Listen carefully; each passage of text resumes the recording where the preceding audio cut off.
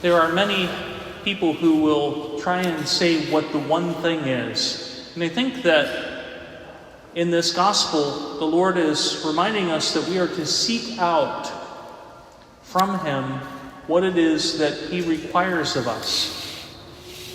And I think one of the things that He requires of us more than anything else is trust, which is different than faith. Faith may be simply the intellectual understanding of the content of the faith, saying, okay, I believe that God exists. Trust is actually placing one's life into God's hands, trusting God with the impossible. It's to believe that God is going to be faithful to His word. We see St. Paul as an example of trust in the first reading, because he doesn't go to other people to have them confirm the revelation he had of Jesus Christ. He trusts what God has shown him. He trusts that he has been called as an apostle to the Gentiles.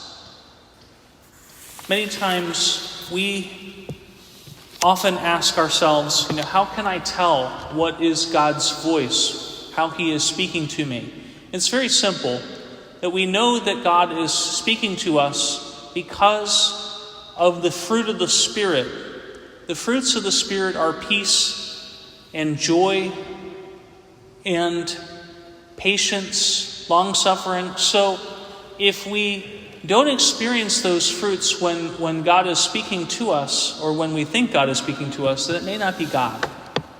Now, not to say that God won't sometimes surprise us and sometimes ask us to step out beyond where we're afraid.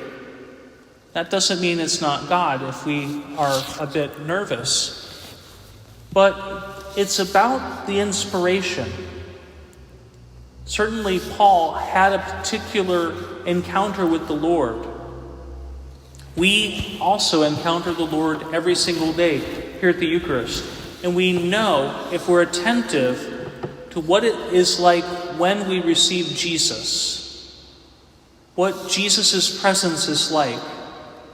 There is that certain je ne sais quoi feeling that comes over us, that deep inner peace that only He can provide to us. And this is a good way, or what we could say a good guide of thumb, to be able to tell, okay, where is the Lord? Wherever we see that peace, wherever we can trust in that peace of the Lord, that's where the Lord is. Anything that would distract us from that, the Lord may be asking us to set aside, just as He asked Martha to set aside her anxieties and worries.